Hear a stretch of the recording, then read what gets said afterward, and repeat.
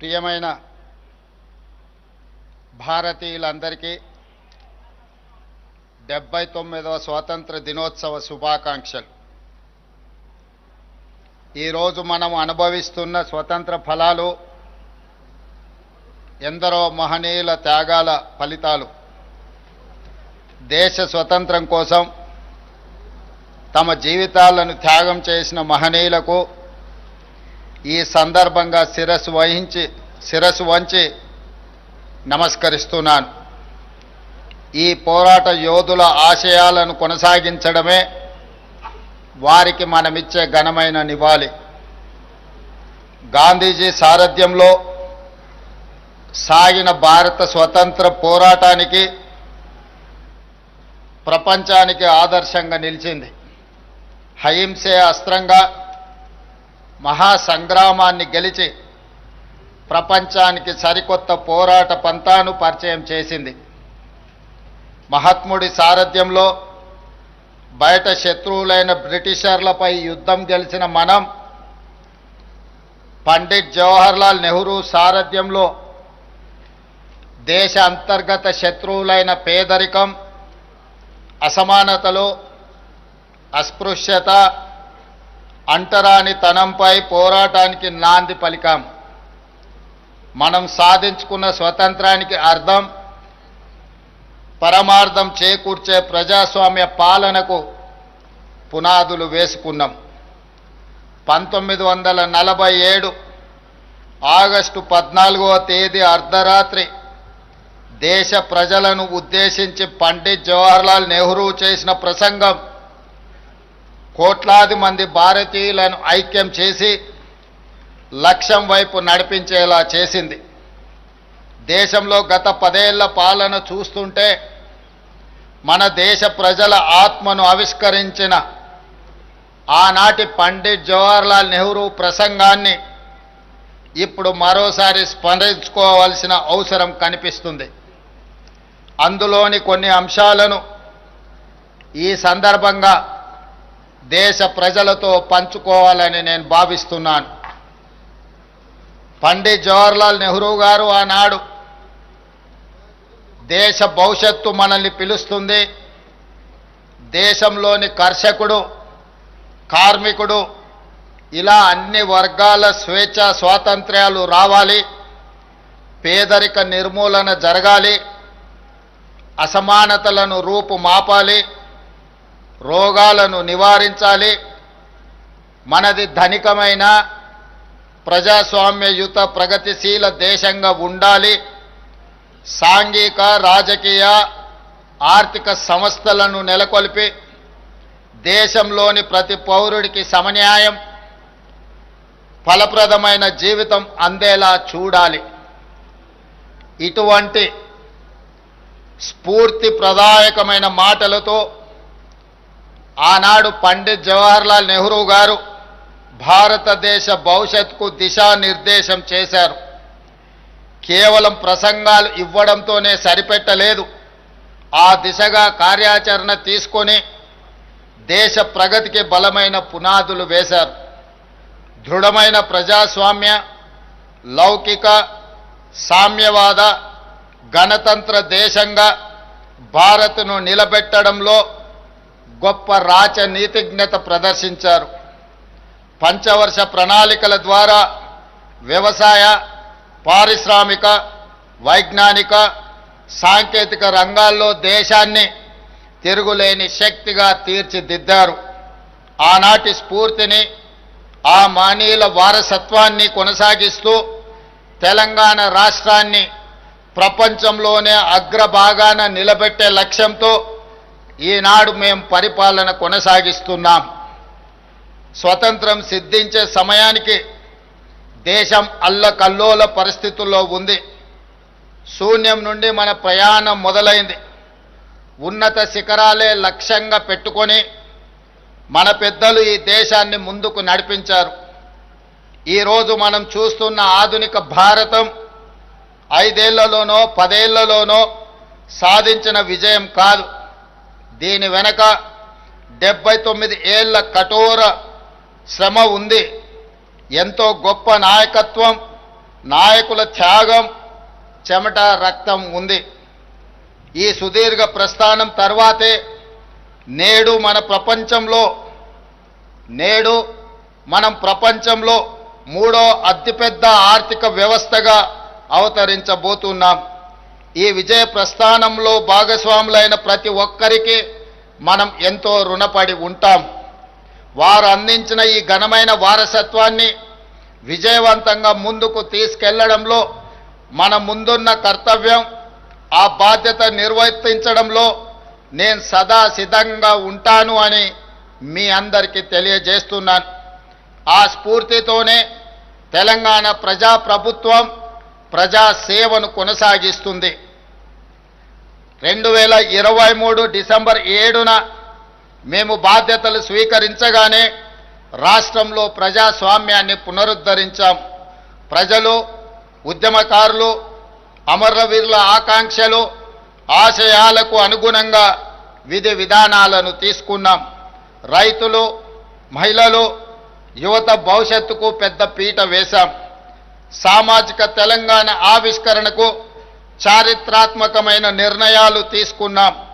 కులగణనతో బలహీన వర్గాల 100 ఏళ్ల కలను నిజం చేశాం.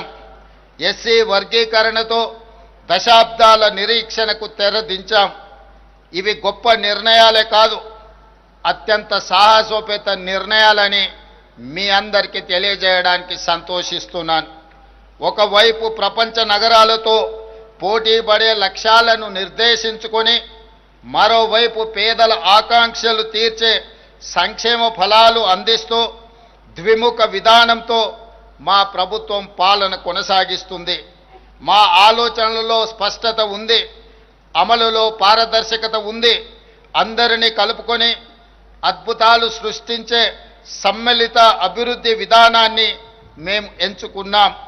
పాలనలో పారదర్శకత, అభివృద్ధిలో ఆధునికత, సంక్షేమంలో సరికొత్త చరిత్రను రాస్తూ తెలంగాణను 20 నెలల కాలంలోనే దేశానికి రోల్ మోడల్గా నిలబెట్టాం.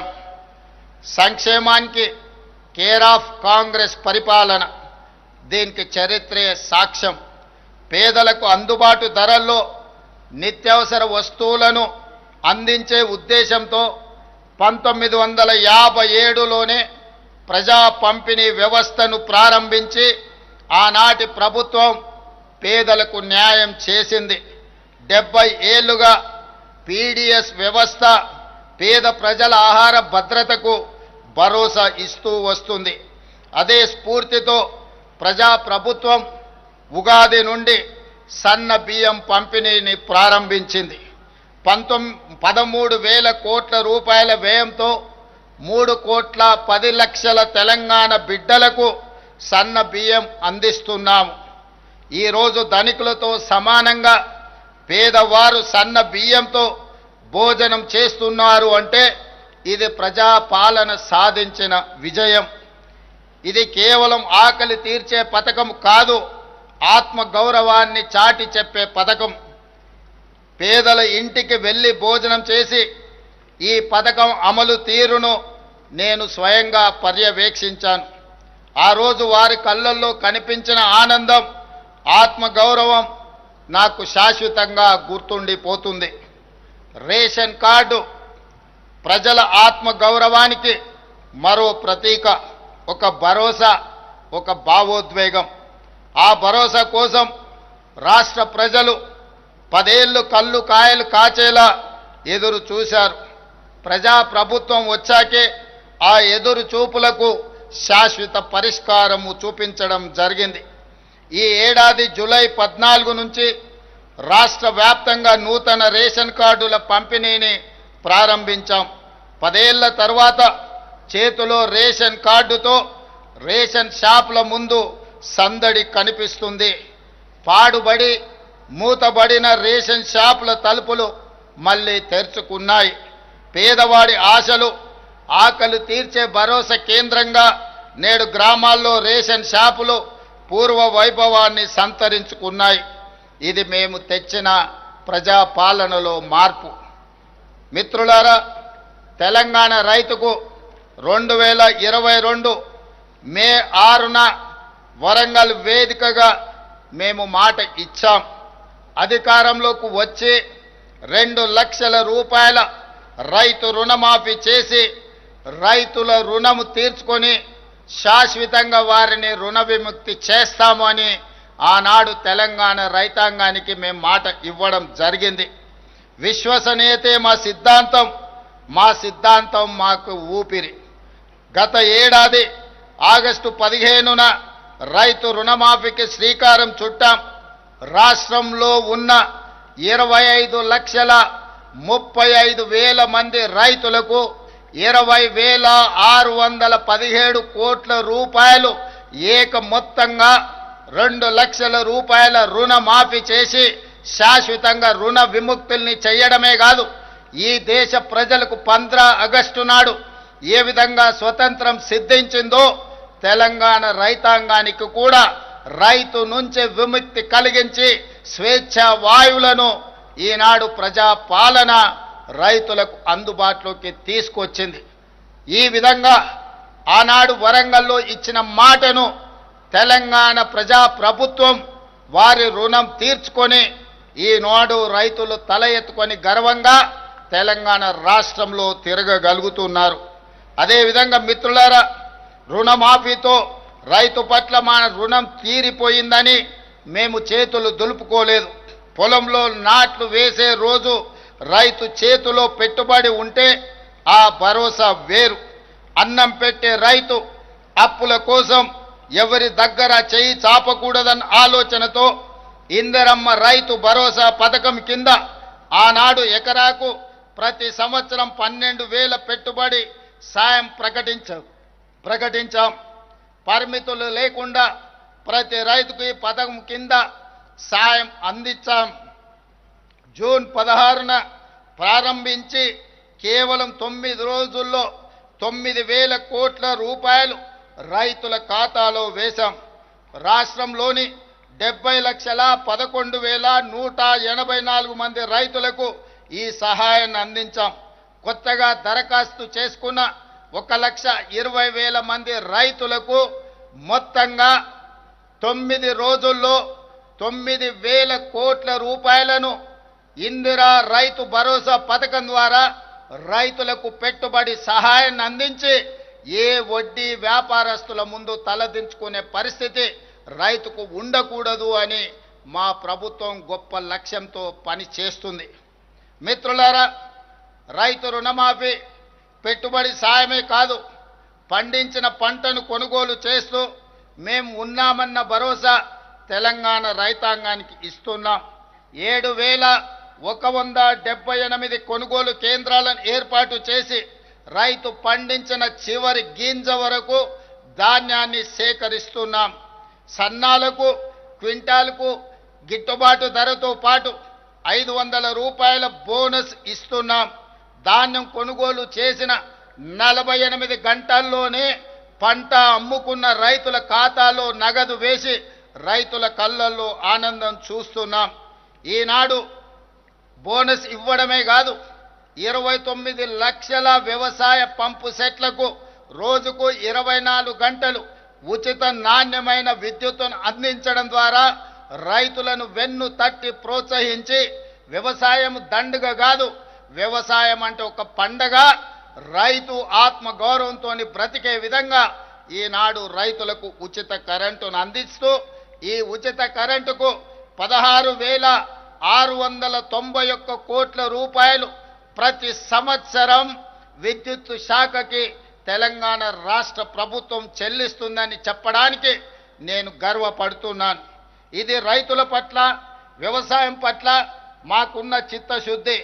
ప్రభుత్వం అండగా ఉందన్న ధైర్యంతో మన రైతులు కష్టించి దేశం ఆకలి తీర్చే అన్నపూర్ణగా తెలంగాణను నిలబెట్టారు. ధాన్యం ఉత్పత్తిలో దేశంలోనే అగ్రస్థానం. అంటే వరి ఉత్పత్తిలో ఒక సంవత్సరం 2,85,00,000 మెట్రిక్ టన్నుల వరి ధాన్యాన్ని ఉత్పత్తి చేసి దేశంలోనే మొట్టమొదటి రాష్ట్రంగా తెలంగాణ నిలబడ్డది. కాళేశ్వరం నుంచి చుక్క నీరు రాకపోయినా తెలంగాణ ప్రాంతంలో ఆనాటి ప్రభుత్వాలు కట్టిన శ్రీరామ్ సాగర్, శ్రీశైలం, నాగార్జున సాగర్, జూరాల, అదేవిధంగా కోయిల్ సాగర్ ఇలాంటి ప్రాజెక్టుల నేపథ్యంలో తెలంగాణలోనే అత్యధికంగా వరి ధాన్యాన్ని ఉత్పత్తి చేసి దేశంలోనే మొదటి స్థానంలో నిలబడ్డాం. ఇంత గొప్ప విజయాన్ని తెలంగాణ రైతాంగం ఈరోజు మన దేశానికే ఆదర్శంగా నిలబడ్డారు. తెలంగాణ రైతాంగాన్ని ఈరోజు నేను మనస్ఫూర్తిగా అభినందిస్తున్నాను. మిత్రులారా, మా ప్రభుత్వం ఏర్పడిన తర్వాత రాష్ట్ర వ్యవసాయ చరిత్రను తిరగరాసి అన్నదాతల సంక్షేమానికి 1,13,000 కోట్ల రూపాయలను ఈ 20 నెలల పరిపాలనలో రైతులకు అందించడం జరిగింది. ఇది దేశంలోనే రైతులకు అందించిన అతిపెద్ద సహాయం. ఈ సహాయాన్ని అందించే అవకాశం కల్పించినందుకు తెలంగాణ ప్రజలకు నా కృతజ్ఞతలు తెలియజేస్తున్నా. మిత్రులారా, 10 ఏళ్ల తర్వాత పేదల సొంత ఇంటి కలలకు మళ్ళీ రెక్కలు తొడిగాం. ఆనాడు తెలంగాణ ప్రాంతంలో లక్షలాది మంది గ్రామాలకు, లక్షలాది మంది పేదలకు గ్రామాలలో, తండాలలో, గూడాలలో, మారుమూల పల్లెల్లో ఇందిరమ్మ ఇళ్లను అందించి 2004 నుంచి 2014 వరకు లక్షలాది పేదల సొంత ఇంటి కలను నెరవేర్చాం. కానీ దురదృష్టవశాత్తు 2014 నుంచి 2024 వరకు ఈ తండాలలో, గూడాలలో, మారుమూల పల్లెల్లో పేదల సొంత ఇంటి కళ మసక బారిపోయింది. 10 సంవత్సరాలు ఎదురు చూసిన పేదలకు ఈనాడు సొంత ఇంటి కళను నెరవేర్చడానికి ఇందిరమ్మ ఇండ్ల పథకాన్ని తిరిగి ప్రారంభించి ప్రతి నియోజకవర్గానికి 3,500 ఇండ్లు, ఆ విధంగా దాదాపుగా 4,50,000 ఇండ్లను ఈనాడు పేదలకు అందుబాటులోకి తీసుకొచ్చి 22,500 కోట్ల రూపాయలతోని ఈనాడు ఇందిరమ్మ ఇళ్ల పనులను ప్రారంభించాం. ఈరోజు ఈ ఇంటికి పార్టీ అర్హత కాదు, పేదరికమే అర్హతగా పేదరికాన్ని రూపుమాపి ఆత్మగౌరవంతో ప్రజల సొంత ఇంటి కలను నెరవేర్చడానికి ఈరోజు నిలవైన లబ్ధిదారులను ఎంపిక చేసి పేదల సొంత ఇంటి కలను తీర్చే ప్రయత్నం మా ప్రభుత్వం చేస్తుంది. అందుకే ఇళ్ల కేటాయింపులో కోటాలు వాటాలు లేవు. ఇళ్ల కోసం కమిషన్లు ఇచ్చే కర్మ పేదలకు పట్టలేదు. నీకింత నాకింత దందాలు లేవు. ఎంపికకు పేదరికమే గీటురాయి. అడవులను నమ్ముకొని జీవించే చెంచులకు, ఆదివాసీలకు, మా లంబాడి సోదరులకు చరిత్రలో తొలిసారి ఇందిరమ్మ ఇల్లు ప్రత్యేకంగా కేటాయించాం. గతంలో ఏ ప్రభుత్వం వీళ్ళకు ప్రత్యేకమైన కోట ఇవ్వలేదు. కానీ ఈనాడు నల్లమల అటవీ ప్రాంతం నుంచి వచ్చిన ఈ బిడ్డ ఆదివాసీలు, గిరిజనులు, చెంచుల కష్టాలు తెలిసిన వాడిగా ఈరోజు తెలంగాణలో ఐటీడీఏ ప్రాంతాలలో 22,016 ప్రత్యేకంగా ఇండ్లను, ఇందిరమ్మ ఇండ్లను ఈ గిరిజన ఆదివాసీ సోదరుల కేటాయించి ఆత్మగౌరవంతో తెలంగాణ రాష్ట్రంలో చెంచులు, ఆదివాసీలు, గిరిజనులు బ్రతకాలి అని ప్రత్యేకమైన కోటా ఇచ్చి ఈరోజు ఇందిరమ్మ రాజ్యంలో వాళ్ళని ఆదుకోవడం జరిగింది. ఇది జరుగుతున్నందుకు, ఇది చేపట్టే అవకాశం నాకు అందించినందుకు తెలంగాణ ప్రజలకు నా కృతజ్ఞత తెలియజేస్తున్నా. సామాజిక న్యాయం కాంగ్రెస్ డిఎన్ఏలోనే ఉంది. సామాజిక తెలంగాణ సాధనలో మనం దేశానికి దశ దిశ నిర్దేశం చేస్తున్నాం. స్థానిక సంస్థలలో, విద్యా ఉద్యోగాలలో బీసీలకు 42% రిజర్వేషన్లు కల్పించే బిల్లులను ఈ ఏడాది మార్చి 17న రాష్ట్ర శాసనసభ ఆమోదించింది. ఈ బిల్లులను ఆషామాషిగా రూపొందించలేదు. దాదాపు సంవత్సరం కాలం శాస్త్రీయమైన లోతైన కసరత్తు చేశాం. 160 కోట్లు వెచ్చించి 1,03,000 మంది శిక్షణ పొందిన ఎన్యూమరేటర్ల ద్వారా 50 రోజుల పాటు సమగ్ర కులగణను ఒక యజ్ఞంలా చేపట్టాం. గ్రామాల్లో 66,39,000 కుటుంబాలు, పట్టణాల్లో 45,15,000 కుటుంబాలను సర్వే చేశాం.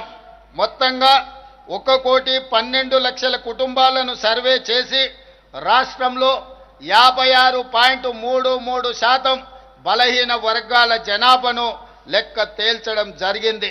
దీని ఆధారంగా వారికి 42% రిజర్వేషన్లు అమలు చేయాలని నిర్ణయించాం. రాష్ట్ర శాసన వ్యవస్థ ఆమోదించిన ఈ బిల్లులను రిజర్వేషన్లు అమలుకు సహకరించాలని కేంద్రానికి పంపాం. మన పంపిన బిల్లులపై సత్వరం నిర్ణయం చేయాల్సిందిగా కేంద్ర ప్రభుత్వాన్ని మరొకసారి గోల్కొండ కోట మీద నుంచి తెలంగాణ ప్రజల తరఫున డిమాండ్ చేస్తున్నాను. దేశంలోని ఎస్సీ వర్గీకరణ చేసిన మొదటి రాష్ట్రంగా తెలంగాణ నిలబడింది. మాదిగ సోదరుల గుండె చప్పుడు నాకు తెలుసు. ఒకనాడు వాళ్ళ కోసం శాసనసభలో కొట్లాడిన వాడిగా దశాబ్దాల కలను సాకారం చేసే సంకల్పం తీసుకున్నాను. దేశంలోని ఏ రాష్ట్రం చేయని నిర్ణయం మన ప్రభుత్వం చేసింది.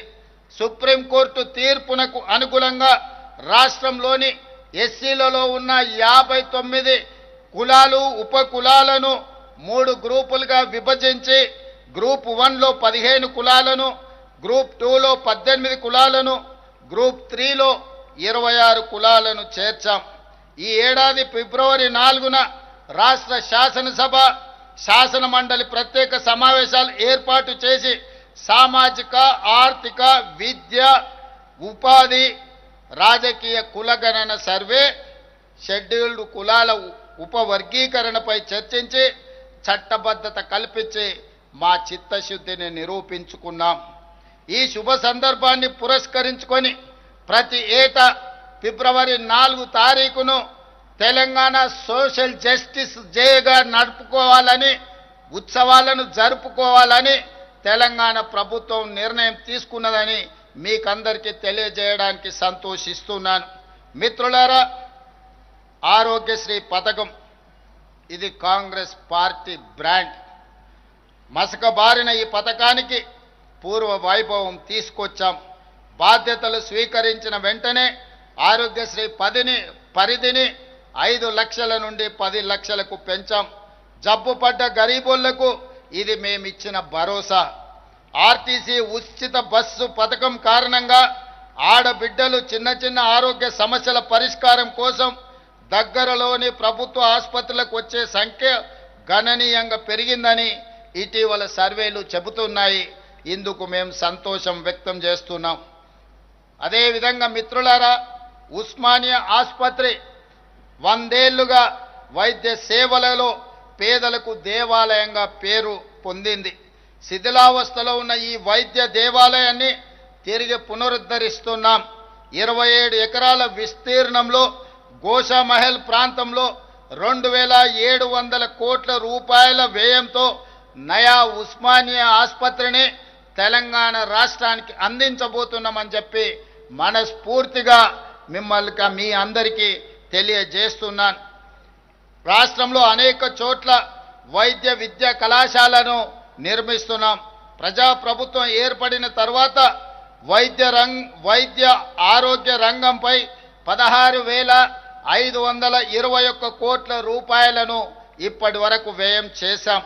అదేవిధంగా మిత్రులారా, ఆడబిడ్డలు ఆశీర్వదించిన మా ప్రభుత్వం మహిళా ఉన్నతి, తెలంగాణ ప్రగతి అనే నినాదంతో 1 కోటి మంది ఆడబిడ్డలను కోటీశ్వరులను చేయాలనే లక్ష్యంతో మేము ముందుకు సాగుతున్నాం.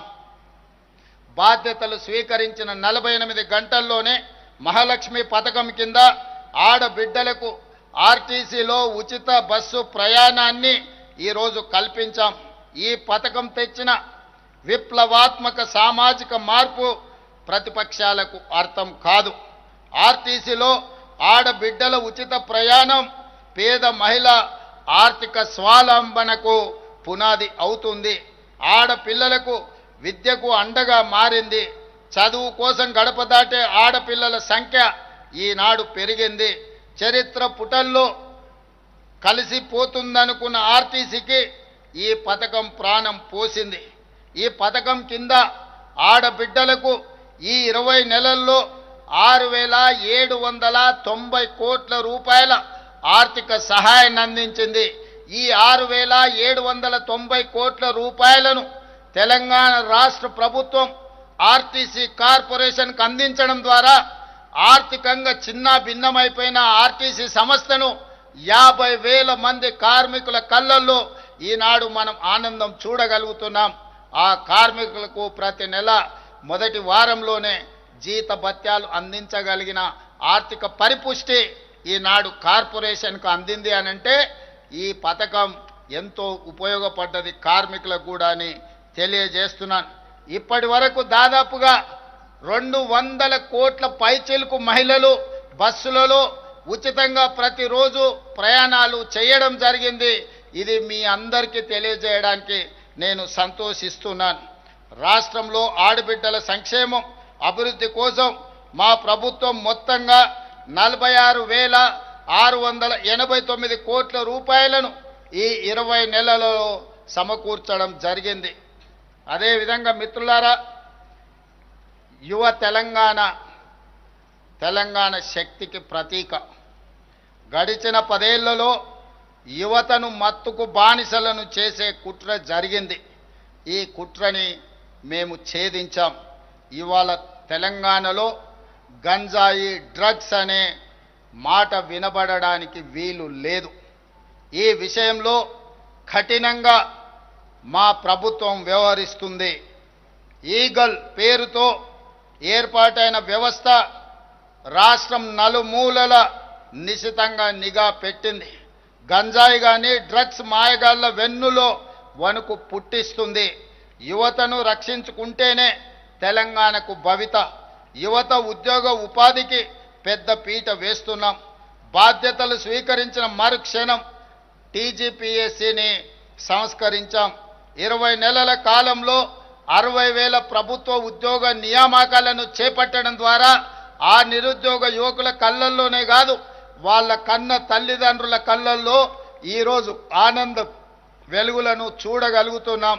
ఇప్పటి వరకు తెలంగాణ రాష్ట్ర ప్రభుత్వం 60,000 ప్రభుత్వ ఉద్యోగ ఖాళీలను భర్తీ చేసి, అదే కాకుండా తెలంగాణ పబ్లిక్ సర్వీస్ కమిషన్ నుంచి గ్రూప్ 1, గ్రూప్ 2, గ్రూప్ 3 పరీక్షల్ని కూడా పూర్తి చేసి తొందరలోనే ఈరోజు ఈ నియామకాలను చేపట్టబోతున్నాం. అదేవిధంగా పేదలకు విద్యను అందించే ఉద్దేశంతో డిఎస్సిని కూడా పూర్తి చేసి దాదాపుగా 10,000 పైచిలకు టీచర్ ఉద్యోగ నియామకాలు చేపట్టడం ద్వారా పేదలకు విద్యను అందుబాటులోకి తీసుకురావడానికి ప్రభుత్వం వేగంగా ముందుకు వెళుతుంది. అదేవిధంగా ప్రైవేట్ రంగంలో కూడా దాదాపుగా 1,00,000 పైగా మన చదువుకున్న నిరుద్యోగ యువకులకు, ఇంజనీరింగ్ గ్రాడ్యుయేట్లకు ఉద్యోగాల అవకాశాలు కల్పించడానికి తెలంగాణ రాష్ట్ర ప్రభుత్వం చర్యలు చేపట్టింది. తద్వారా 1,00,000 పైగా నిరుద్యోగులకు ఉద్యోగాలు రావడాన్ని ఈ సందర్భంగా సంతోషంగా తెలియజేస్తున్నాను. అదేవిధంగా మిత్రులారా, తెలంగాణ మాగాణాలకు చివరి ఆయకట్టు వరకు సాగునీరు ఇచ్చే ప్రణాళికలతో పెండింగ్ ప్రాజెక్టుల లక్ష్యాలను నిర్దేశించుకొని పూర్తి చేయడానికి ప్రయత్నం చేస్తున్నాం. కృష్ణానది, గోదావరి జలాల్లో మన వాటాల సాధనలో రాజీ పడే సమస్యనే లేదు. ఆనాటి నుంచి ఈనాటి వరకు తెలంగాణ ప్రజల పోరాటమే సాగునీరు, తాగునీరు సాధించడం. అలాంటి తెలంగాణ ప్రజల భావోద్వేగమైన పేగుబంధం సాగునీటి ప్రాజెక్టులు. కృష్ణా, గోదావరి నదులలో ప్రతి చుక్క తెలంగాణకు రావాల్సిన వాటాను సాధించి ఎవరి ఒత్తిడికి లొంగేది లేదు, ఎవరి ఆరోపణలకు బెదిరేది లేదు. 4 కోట్ల తెలంగాణ ప్రజల పక్షాన నిటారుగా నిలబడి కృష్ణానది, గోదావరి నదుల్లో తెలంగాణ హక్కులను సాధించుకుంటాం. మన ప్రాంతానికి సాగునీరు, తాగునీరు అందించినాకనే మిగతా ఎవరికైనా నీరు. ఈరోజు తెలంగాణ ప్రజల హక్కులను సాధించడంలో వెనుదిరిగి చూసేది లేదు, ఎవరికి భయపడేది లేదు. ప్రభుత్వం ఈ విషయంలో వ్యూహాత్మకంగా వ్యవహరించడమే కాదు, ఎత్తుగడలతో నిర్ణయం తీసుకుంటుంది. ఎవరు ఎత్తులేసినా ఆ ఎత్తులను చిత్తు చేసి, ఎవరు విష ప్రచారం చేసినా వాళ్ళను తిప్పుకొట్టే బాధ్యత 4 కోట్ల తెలంగాణ ప్రజలు తీసుకోవాలి. మీరు అందరూ ఈనాడు పండిత్ జవహర్లాల్ నెహ్రూ గారు నిర్మించిన నాగార్జున సాగర్, శ్రీశైలం, శ్రీరామ్ సాగర్ లాంటి ప్రాజెక్టులు ఆనాడు మొట్టమొదటి ప్రధానమంత్రి ఎడ్యుకేషన్ అండ్ ఇరిగేషన్ అనే విధానాన్ని తీసుకొని ఆ రోజుల్లోనే మొదటి ప్రధానమంత్రి మన ప్రాంతంలో సాగునీటి ప్రాజెక్టులను నిర్మించడం జరిగింది. ఈరోజు ప్రపంచ దేశాలకు ఆదర్శంగా నిలబడ్డ ప్రాజెక్టులు ఏవైతే ఉన్నాయో నాగార్జున సాగర్, శ్రీశైలం, శ్రీరామ్ సాగర్ లాంటి ప్రాజెక్టులు కాంగ్రెస్ పాలనలో నిర్మించినాం. కానీ గత పాలకులు నిర్మించిన ప్రాజెక్టు 1,00,000 కోట్ల రూపాయలు ఖర్చు పెట్టిన ప్రాజెక్టు కట్టడం, కూలడం, 1,00,000 కోట్ల రూపాయలు గోదావరిలో కలవడం మన కళ్ళ ముందే జరిగిపోయింది. కాబట్టి ఈరోజు దృష్టి మరల్చడానికి కొంతమంది కొన్ని సెంటిమెంట్లను రగల్చి తద్వారా రాజకీయ ప్రయోజనం పొందాలని ఏదైతే చేస్తున్నారో ఈ కుట్రను తిప్పికొట్టవలసిన బాధ్యత తెలంగాణ రైతాంగం మీద ఉన్నది. ఆనాడు ఈ ప్రాజెక్టులు నిర్మించిన కాంగ్రెస్ ప్రభుత్వానికి పూర్తి బాధ్యత ఉన్నది, అవగాహన ఉన్నది. పరిపాలనలో అనుమతులు తెచ్చుకోవడానికి అవసరమైన ప్రణాళిక ఉన్నది. ఈ ప్రణాళికలను అన్నిటిని కూడా అమలు చేసే చిత్తశుద్ధి, ధైర్యము ఈ ప్రభుత్వానికి ఉన్నదని నేను తెలియజేయడానికి సంతోషిస్తున్నాను. ఎవరు ఎన్ని కుట్రలు చేసినా కుట్రలను ఛేదించుకొని గోదావరి నదీ జలాలలో రావాల్సిన వాటాను సాధిస్తాం. కృష్ణా నదీ జలాలలో పూర్తి చేయవలసిన ఎస్ఎల్బిసి, పాలమూరు, రంగారెడ్డి ఎత్తిపోతల పథకం లాంటి, డిండి లాంటి పథకాలను పూర్తి చేసి దేశానికే ఆదర్శంగా నిలబడే విధంగా తెలంగాణ రాష్ట్రంలో పరిపాలనను అందించి ఈ దేశానికే తెలంగాణ ఒక రోల్ మోడల్గా ఈ దేశంలో నెంబర్ 1 రాష్ట్రంగా తెలంగాణ రాష్ట్రాన్ని తీర్చిదిద్దే బాధ్యత ప్రజా ప్రభుత్వం తీసుకుంటుందని మీ అందరికీ తెలియజేస్తున్నాను మిత్రులారా. అదేవిధంగా మన బలం హైదరాబాద్, మన బ్రాండ్ హైదరాబాద్ నగరం. 400 పైచిలుకు సంవత్సరాల అనుభవం, కులీ కుతుబ్షాయి, నిజాం నవాబుల నుంచి గత పాలకుల వరకు హైదరాబాద్ నగరం ప్రపంచానికి ఆదర్శంగా నిలబడ్డది. గోల్కొండ కోట కావచ్చు, చార్మినార్ కట్టడాలు కావచ్చు, ప్రపంచానికి ఆదర్శంగా నిలబడ్డ కట్టడాలను నిర్మించి ప్రపంచంతోనే పోటీ పడే నగరంగా కులీ కుతుబ్షాయిలు, నిజాం సర్కార్లు ఈరోజు మనకు ఆదర్శంగా నిలబడ్డారు. వారి స్ఫూర్తిని తీసుకొని ప్రపంచ వేదికైన హైదరాబాదు నగరంలో హైదరాబాదు బ్రాండ్ ఇమేజ్ను పెంచడానికి ఈ బలాన్ని మరింత బ్రాండింగ్ చేయాలన్న ఆలోచనతోని మేము గుర్తించి ముందుకు వెళ్ళాం. అందుకే పలు అంతర్జాతీయ ఈవెంట్లను హైదరాబాదులో నిర్వహించేలా నిర్ణయాలు తీసుకున్నాం. మీకు తెలుసు, ఇటీవల ప్రపంచ సుందరీమణుల పోటీలు, 72వ సుందరీమణుల ప్రపంచ పోటీలు మన నగరంలో నిర్వహించుకున్నాం. ఇందులో 109 దేశాల నుంచి సుందరీమణులు పోటీలో పాల్గొనడమే కాదు, ప్రపంచంలో ఉండే పెట్టుబడిదారులందరూ కూడా ఈ కార్యక్రమంలో పాల్గొని తెలంగాణ ప్రజలు హైదరాబాదు నగరం అందించిన వచ్చిన అతిథులకు వారికి మనము చూపించిన వారసత్వ సంపద, అది పాలమూరు జిల్లాలో ఉన్న పిల్లల మర్రి కావచ్చు, వరంగల్లో ఉన్న 1000 స్తంభాల గుడి కావచ్చు, రామప్ప దేవాలయం కావచ్చు, గోల్కొండ కట్టడాలు కావచ్చు, అదేవిధంగా చార్మినారు దగ్గర ఉన్న చుడి బజారు కావచ్చు, ఫలక్నామా ప్యాలెస్ కావచ్చు, ఇలాంటి గొప్ప వారసత్వ సంపదలను ప్రపంచ పర్యాటకులను ఆకర్షించడానికి మన గొప్ప చారిత్రాత్మకమైన కట్టడాలను చూపించి వారు వాటిని చూసి ఆశ్చర్యచకితులు అయినరు. తెలంగాణ హైదరాబాదు నగరంలో ఇంత గొప్ప వారసత్వ కట్టడం ఉన్నదా మాకు తెలీదు, మేము మళ్ళీ వెళ్ళి మా దేశంలో మీ బ్రాండ్ అంబాసిడర్లుగా మారి హైదరాబాదు నగరానికి అంతర్జాతీయ గుర్తింపు తెస్తాము అని చెప్పి ప్రపంచ సుందరీమణులు మనకు మాట ఇవ్వడమే కాదు, తెలంగాణ తల్లికి శిరస్సు వంచి నమస్కరించి జయ జయ హే తెలంగాణ గీతాన్ని ప్రపంచానికి వాళ్ళందరూ వినిపించారు. తెలంగాణ సంస్కృతిని, సాంప్రదాయాన్ని, తెలంగాణ పోరాట స్ఫూర్తిని, ఉద్యమకారుల యొక్క త్యాగాలను, అమరవీరుల యొక్క త్యాగాలను ప్రపంచానికి ఈ సందర్భంగా తెలియజేయడానికి అవకాశం కలిగింది. ఇదే కాదు, మనకు ఆర్టిఫిషియల్ ఇంటెలిజెన్స్ సదస్సులను నిర్వహించాం. ప్రపంచవ్యాప్తంగా పేరుగాంచిన సుమారు 2000 మంది ప్రతినిధులు ఈ సదస్సుకు హాజరయ్యారు. ఈ సందర్భంగా ఏఐ రోడ్ మ్యాప్ను విడుదల చేశాం. భారత్ ఫ్యూచర్ సిటీలో ఏఐ సిటీని నిర్మించడానికి ప్రత్యేకంగా మనం స్థలము కొన్ని 200 ఎకరాల భూమిని కేటాయించడం జరిగింది. అదేవిధంగా మరొక ప్రతిష్టాత్మక సదస్సు గ్లోబల్ రైస్ సమ్మిట్ను కూడా మనం హైదరాబాదులో నిర్వహించుకున్నాం. తెలంగాణ బియ్యాన్ని ఇతర దేశాలకు ఎగుమతి చేయడానికి ఈరోజు ఇది దోహదం చేసింది. ఇది మీకు తెలియజేయడానికి నేను సంతోషపడుతున్నాను. మన ప్రభుత్వం నిర్వహించిన బయో ఏషియా సదస్సుకు 50 దేశాల నుంచి 3000 మంది ప్రతినిధులు హాజరు కావడం జరిగింది. ఈరోజు ప్రపంచ దేశంలో ఉత్పత్తి చేస్తున్న బల్క్ డ్రగ్స్ భారతదేశంలో 40% మన హైదరాబాదు నగరం నుంచే ఉత్పత్తి చేస్తున్నాం. మన కోవిడ్ మహమ్మారి వచ్చినప్పుడు ప్రతి 3 వ్యాక్సిన్లో ఒక వ్యాక్సిన్ మన నగరం నుంచి ఉత్పత్తి చేసి ఈరోజు ప్రపంచానికి ఫార్మా హబ్గా హైదరాబాదు నగరాన్ని తీర్చిదిద్దడమే కాకుండా ప్రపంచం కోవిడ్ మహమ్మారి బారిన పడుతున్నప్పుడు ప్రపంచాన్ని ఆదుకోవడానికి మన నగరంలో ఉన్న ఫార్మా కంపెనీలు ఈరోజు దేశానికి ఆదర్శంగా నిలబడ్డాయి. దీనికి పునాదులు వేసింది ఆనాటి కాంగ్రెస్ ప్రభుత్వం. 1965లోనే ఐడిపిఎల్ సంస్థని ఇక్కడ ప్రారంభించడంతో రీసెర్చ్లు చేయడమే కాదు, సైంటిస్టులను 100లాది మందిని అక్కడి నుంచి మనము గొప్ప సైంటిస్టులను తీర్చిదిద్దడంతో ఈరోజు తెలంగాణ రాష్ట్రం ఒక ఫార్మా హబ్గా ప్రపంచం గుర్తించడం జరిగింది.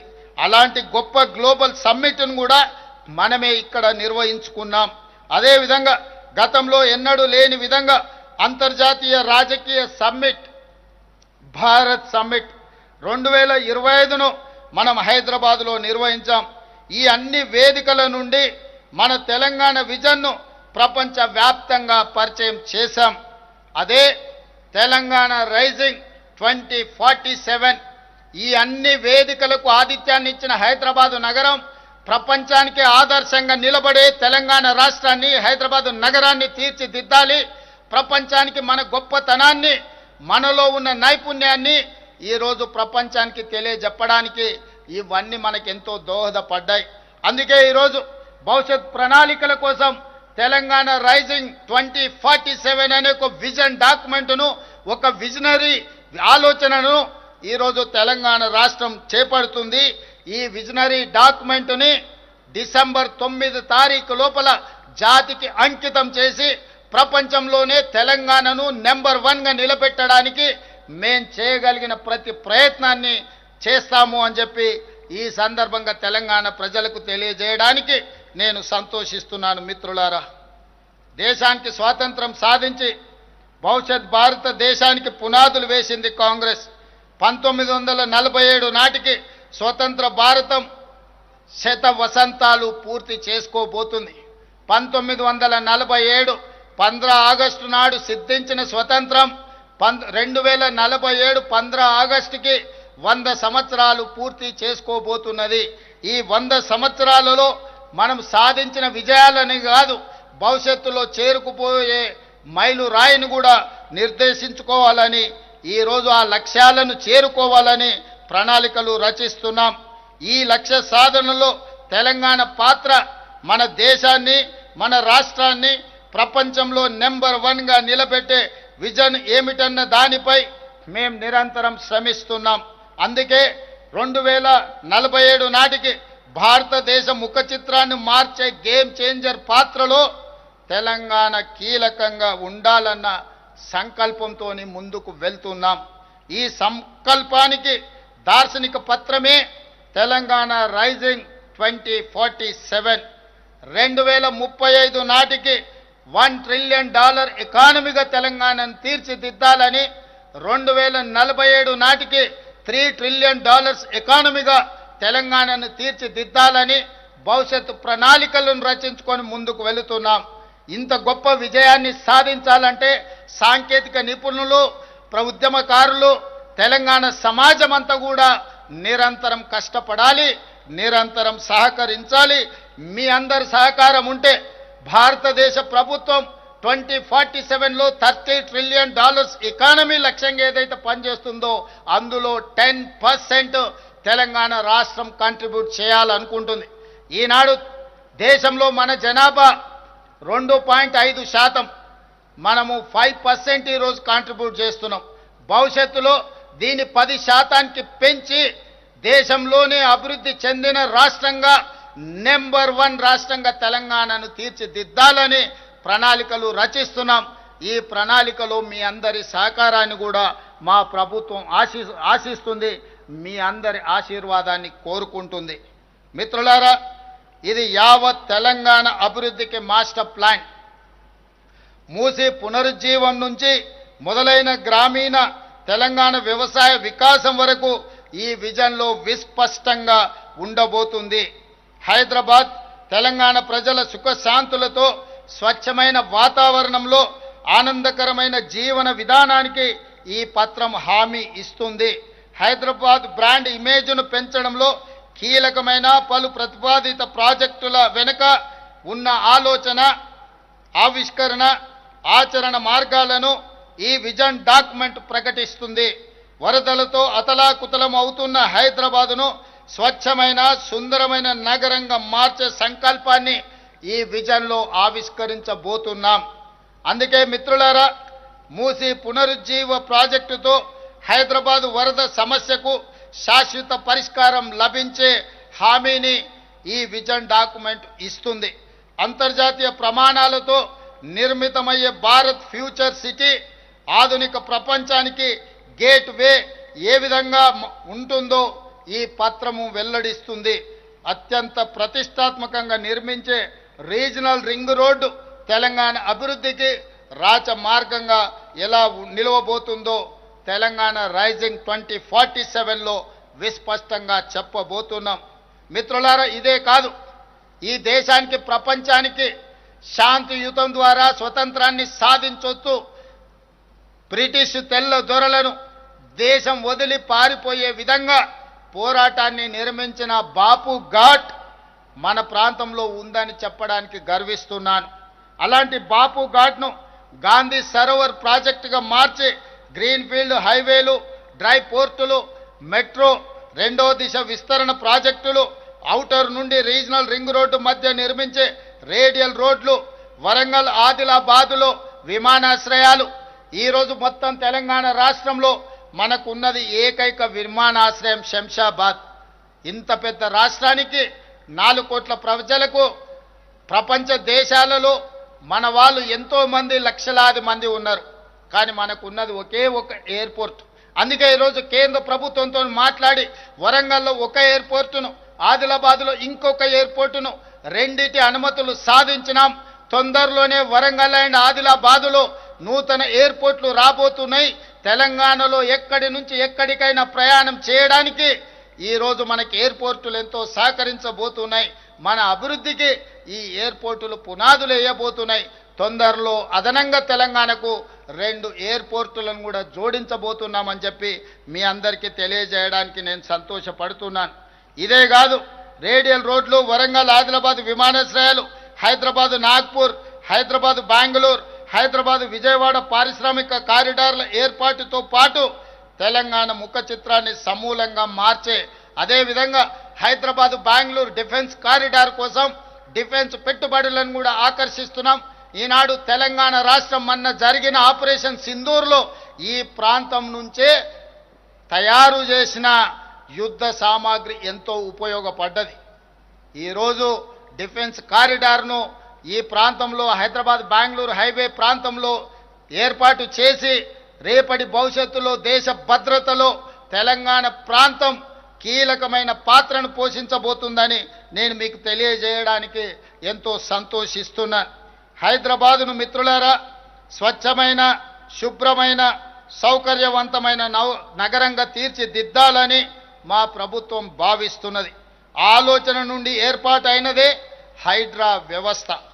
మీ అందరికీ తెలుసు, 1908లో వచ్చిన భారీ వరదలు ఆనాడు వేలాది మంది ప్రాణాలను బలిగొన్నది. ఈ భాగ్య నగరాన్ని ఈ వరదలు ముంచెత్తుతే ఆనాటి నిజాం ప్రభువులు ఈ బాధను, ఈ ఉపద్రవాన్ని వారిని కలిచివేశాయి, కదిలించి వేశాయి. అందుకే నిజాం ప్రభుత్వం ఆనాడు మోక్షగుండం విశ్వేశ్వరయ్యను సాంకేతిక నిపుణుడిగా నియమించి ఈరోజు మూసీ ప్రాజెక్టు మీద ఉస్మాన్ సాగర్, హిమాయత్ సాగర్తో పాటు మిరాలం ట్యాంక్ లాంటి ప్రాజెక్టులను నిర్మించి వరదలను నియంత్రించి హైదరాబాదు నగరాన్ని కాపాడడమే కాదు, హైదరాబాదు నగరం యొక్క తాగునీటి దాహార్తిని తీర్చి గొప్ప పునాదులు ఆనాడు నిజాం సర్కార్ వేయడం జరిగింది. మరి ఈరోజు ఇప్పుడు వస్తున్న వరదలు మీరు చూస్తున్నారు. వర్షాలు క్లౌడ్ బస్ట్ వల్ల నగరంలో వర్షాలు ఈరోజు ఎక్కడైతే చెరువులు నాలాలు మనం ఆక్రమించుకున్నామో అక్కడికి వెళ్ళాల్సిన వరద నీరు ఈరోజు మన కాలనీలలోకి, మన ఇళ్లలోకి, మన రోడ్ల మీదకి వస్తున్నది. మరి ఈ ఉపద్రవాన్ని ఎదుర్కోవాల్సిన అవసరం లేదా? చెన్నై, బెంగళూరు నగరాలను, ముంబై నగరాలను మీరు అందరు చూసిండ్రు. ఈరోజు అతలాకుతలం అయిపోయినాయి. ఢిల్లీ నగరాన్ని చూసిండ్రు. దేశ రాజధాని కాలుష్యానికి లోనై పాఠశాలల నుంచి పార్లమెంట్ వరకు ఈరోజు సెలవులు ప్రకటించుకునే పరిస్థితి వచ్చింది. వాహనాలు రోడ్డు మీదకి రావాలంటే ఢిల్లీలో అనుమతులు తీసుకొని రోడ్ల మీదకి రావాలి. ఈరోజు పెద్ద నగరాలుగా పేరు పొందిన ఢిల్లీ కావచ్చు, ముంబై కావచ్చు, బెంగళూరు కావచ్చు, చెన్నై కావచ్చు, ఈ నగరాలు ఎదుర్కొంటున్న సమస్యల నుంచి తెలంగాణ రాష్ట్రం, హైదరాబాదు నగరం పాఠాలు నేర్చుకోవాల్సిన అవసరం ఉన్నది. అందుకే ఈరోజు అలాంటి సమస్యల నుంచి బయటికి రావాలి అంటే చెరువుల ఆక్రమణలు తొలగించాలి, నాలాల ఆక్రమణలను అడ్డు తొలగించుకోవాలి. ఇవాళ చెరువుల నాలాలను కబ్జాల నుంచి విముక్తి చేస్తే ఈరోజు రోడ్ల మీద నిలుస్తున్న నీరు అక్కడికి వెళ్తుంది. తద్వారా ట్రాఫిక్ జామ్ల సమస్యను, హైదరాబాదు నగరాన్ని కాలుష్యం నుంచి కాపాడడానికి ఈరోజు మనకు అవకాశం ఉంటుంది. అందుకే హైడ్రా ఈరోజు అత్యంత ప్రజల సమస్యల పరిష్కారానికి ముందుకు వెళ్తుంది. వారి పనిని మనందరం కూడా ప్రోత్సహించాల్సిన అవసరం ఉంది. అదేవిధంగా మిత్రులారా, గత ప్రభుత్వంలో భూములు, చెరువులు, నాలాలు కబ్జాకు గురైతే మనకెందుకులే అన్న ఆలోచన, భావన ఉండేది. నమ్మకం కలిగించే వ్యవస్థ లేకపోవడంతో మనం మౌనంగా ఉండే వాళ్ళం. ఈ నేపథ్యంలో హైడ్రా నమ్మకాన్ని కలిగించింది. ఇటీవల ప్రత్యేక పోలీస్ స్టేషన్ కూడా ఏర్పాటు చేశాం. ఇప్పటి వరకు హైడ్రా 13 పార్కులు, 20 సరస్సులను ఆక్రమణల నుంచి రక్షించింది. అంబర్పేటలోని బతుకమ్మ కుంటను పునరుద్ధరించింది. 30,000 కోట్ల రూపాయల విలువైన ప్రభుత్వ భూములను కాపాడింది. ఈరోజు సామాన్య ప్రజలకు హైడ్రా ఒక నమ్మకాన్ని, విశ్వాసాన్ని కలిగించింది.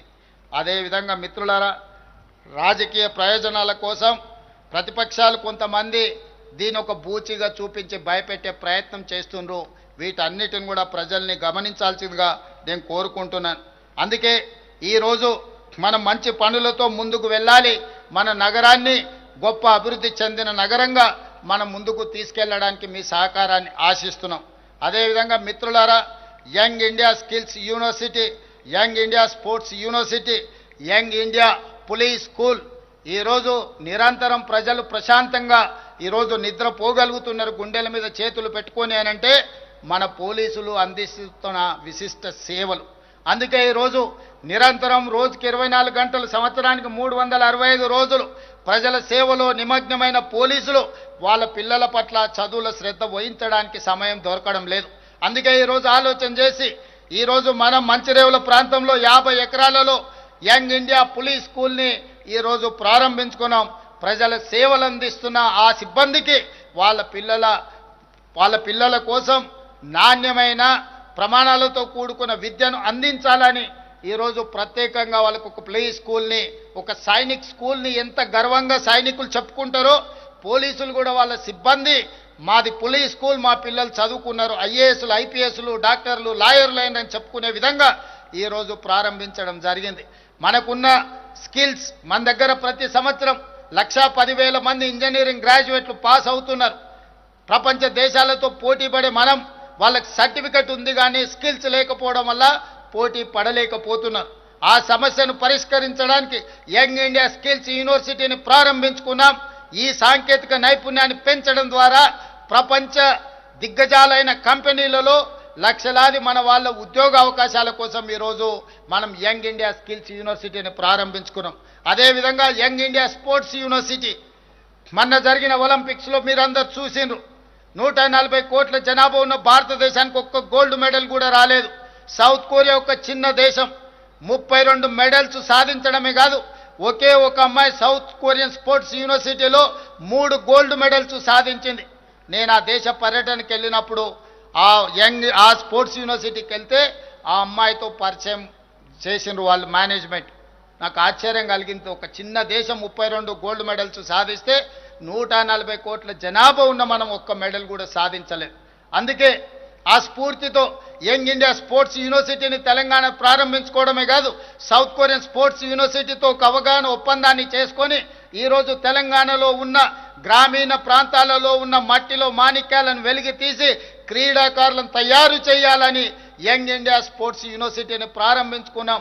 రాబోయే రోజుల్లో కామన్వెల్త్ గేమ్స్ కానీ లేకపోతే ఖేలో ఇండియా లాంటి క్రీడల్ని తెలంగాణ రాష్ట్రంలో నిర్వహించాలని, భవిష్యత్తులో నిర్వహించబోయే ఒలింపిక్స్ క్రీడలను కూడా హైదరాబాదు నగరంలో నిర్వహించాలని ప్రధానమంత్రి గారికి విజ్ఞప్తి చేయడమే కాదు, భవిష్యత్తులో హైదరాబాదు నగరం తెలంగాణ రాష్ట్రం ఇందులో పోటీ పడుతుంది. క్రీడలకు కేర్ ఆఫ్ అడ్రస్గా తెలంగాణ రాష్ట్రాన్ని తీర్చిదిద్దాలని ఈరోజు మేము ప్రయత్నం చేస్తున్నాం. ఈ ప్రయత్నంలో కూడా మీ ఆశీర్వాదం ఉండాలి, మీరందరూ అండగా నిలబడాలి అని చెప్పి ఈరోజు మీ అందరికీ ఈ వేదిక మీద నుంచి విజ్ఞప్తి చేస్తున్నా. మిత్రులారా, ఎక్కడైనా పెట్టుబడులు రావాలంటే శాంతి భద్రతలు చాలా కీలకం. ఒక రాష్ట్ర ప్రగతిలో శాంతి భద్రతలు కీలకమైన పాత్రను పోషిస్తాయి. తెలంగాణ ఈరోజు అనేక అంతర్జాతీయ సదస్సులకు వేదికగా నిలిచి అత్యంత ప్రశాంత నగరంగా గుర్తింపు పొందుతున్నదంటే దానికి కారణం మన పోలీస్ వ్యవస్థ. వారికి నేను ప్రత్యేకంగా అభినందనలు తెలియజేస్తున్నాను. తెలంగాణ పోలీసులకు దేశంలోనే ద బెస్ట్ అనే పేరు ఉంది. ఇండియా జస్టిస్ రిపోర్ట్ 2025 ప్రకారం 1 కోటి కంటే ఎక్కువ జనాభా ఉన్న 18 రాష్ట్రాల పోలీసింగ్లో తెలంగాణ పోలీస్ శాఖ మొదటి స్థానంలో నిలవడం మనకు గర్వకారణం. అందుకే వారిని అభినందిస్తున్నా. 138 దేశాలు పాల్గొన్న వరల్డ్ పోలీస్ సమ్మిట్లో 2025లో డ్రగ్ కంట్రోల్ కేటగిరీలో మన హైదరాబాద్ నార్కోటిక్స్ ఎన్ఫోర్స్మెంట్ వింగ్ ప్రథమ బహుమతి అందుకోవడం మనకు గర్వకారణం. డ్రగ్స్ పై పోరు కోసం elite action group for drug law enforcement eagle గొప్పగా పనిచేస్తుంది. ఈరోజు గంజాయి కానీ డ్రగ్స్ కానీ ఇట్లాంటి వ్యసనాలకు లేదా వ్యసనాలను ప్రోత్సహించే వారి వెన్నులో వణుకు పుట్టించే విధంగా ఈరోజు ఈగల్ పనిచేస్తుంది. ఈగల్ ఏ మూలన ఎవరు వ్యసనపరులు ఉన్నా, వీటిని అమ్మకందారులు ఉన్నా వాళ్ళందరి వెన్ను విరిచే బాధ్యత తెలంగాణ రాష్ట్ర ప్రభుత్వం తీసుకుంటుందని తెలియజేయడానికి సంతోషపడుతున్నాను. మేము అధికారం చేపట్టే నాటికి గత పాలకులు మాకు వారసత్వంగా 8,21,651 కోట్ల రూపాయల అప్పులు మరియు బకాయిలు మిగిల్చి వెళ్ళారు. దీనిలో 6,71,757 కోట్ల రూపాయల అప్పులు, అదేవిధంగా ఉద్యోగులు ఇతర పథకాలకు సంబంధించిన బకాయిలు 40,154 కోట్లు, ఎస్సీ ఎస్టీ సప్లైన్ సింగరేణి విద్యుత్ ఇతర విభాగాలకు చెల్లించాల్సిన బకాయిలు 1,09,740 కోట్లు. వారు చేసిన అప్పును తిరిగి చెల్లించడానికి ఇప్పటిదాకా అసలు రూపేణా 1,32,498 కోట్లు, వడ్డీలకు 88,178 కోట్ల రూపాయలు, మొత్తము కలిపి 2,20,676 కోట్ల రూపాయలను ఈ 20 నెలల్లో తెలంగాణ రాష్ట్ర ప్రభుత్వం చెల్లించింది. అంటే గత పాలకులు మనకు అందించిన 8,21,651 కోట్ల రూపాయల అప్పులను తిరిగి చెల్లించడానికి 20 నెలల్లో తెలంగాణ ప్రభుత్వం ప్రజాపాలన 2,20,676 కోట్లను చెల్లించడం జరిగింది. ఈ అప్పుల భారం లేకపోయినుంటే ఈ సొమ్మంతా పేదల సంక్షేమానికి తెలంగాణ అభివృద్ధికి ఉపయోగపడేది. కానీ భారాన్ని మోయక తప్పదు. అయినా ఓపికతో సమయస్ఫూర్తితో తెలంగాణ రాష్ట్ర ప్రభుత్వాన్ని నడిపిస్తున్నాము. మీ అందరి ఆశీర్వాదం ఉన్నందుకు నేను ధన్యవాదాలు తెలియజేస్తున్నాను. ఇంత ఆర్థిక భారం ఉన్నప్పటికీ శూన్యం నుంచి ఉన్నత శిఖరాల వైపు రాష్ట్రాన్ని తీసుకెళ్లేందుకు మేము కృషి చేస్తున్నాం. జాతిపిత గాంధీజీ నవభారత నిర్మాత పండిట్ జవహర్లాల్ నెహ్రూ, డాక్టర్ బాబాసాహెబ్ అంబేద్కర్ గారి స్ఫూర్తితో ప్రజల ఆదరణతో మేము ముందుకు సాగుతున్నాం. ఈ సందర్భంగా ఒక అంశాన్ని మీ ముందు పెట్టదలుచుకున్నాను. మనసు ఉంటే మార్గం ఉంటుంది. Where there is a will there is a way అనే సూక్తిని మనం నేను ముఖ్యంగా బలంగా విశ్వసిస్తాను. మాకు విల్ ఉంది, విజన్ ఉంది. తెలంగాణ రైజింగ్ 2047 మా విజన్ ద్వారా తెలంగాణ రాష్ట్రాన్ని ముందుకు తీసుకువెళ్తాం. ఆ విజన్ను నిజం చేసే మిషన్ ఈ ప్రభుత్వం. ప్రజలు అండతో, నిండైన గుండె ధైర్యంతో ప్రపంచ వేదికపై తెలంగాణను నెంబర్ 1గా నిలబెట్టడమే మా విజన్. ఈరోజు తెలంగాణ రాష్ట్రాన్ని ఈ దేశంలో మిగతా రాష్ట్రాలతోనే కాదు, ప్రపంచ నగరాలతో, ప్రపంచ దేశాలతో పోటీ పడాలని ఒక న్యూయార్క్నో, ఒక జపాన్నో, ఒక సింగపూర్నో, ఒక సౌత్ కొరియానో దృష్టిలో పెట్టుకొని ప్రపంచ దేశాలకే ఆదర్శంగా నిలబడే విధంగా తెలంగాణ రాష్ట్రాన్ని తీర్చిదిద్దడానికి నిరంతరం కృషి చేస్తున్నాం. మిత్రులారా, ఈ ప్రయత్నంలో మీ అందరి సహకారం కావాలి. మీ అందరి సహకారంతో కుట్రలను తిప్పి కొడతాం. రాష్ట్ర కేంద్ర ప్రభుత్వాల మధ్యలో సమన్వయం చేసుకొని రాష్ట్రానికి రావాల్సిన నిధులను, అనుమతులను సాధించుకొని బలమైన రాష్ట్రంగా తెలంగాణని పునరుద్ధరించి, పునర్నిర్మించి ప్రపంచానికి ఆదర్శంగా తీర్చిదిద్ది తెలంగాణ రాష్ట్రాన్ని ముందుకు తీసుకువెళ్తాం. తెలంగాణ అంటే ఈరోజు తెలంగాణ మీన్స్ బిజినెస్. తెలంగాణలో ఎవరైనా పెట్టుబడులు పెట్టొచ్చు. మీ పెట్టుబడులకు రక్షణనే కాదు, మీ పెట్టుబడులకు లాభము ఉంటుంది.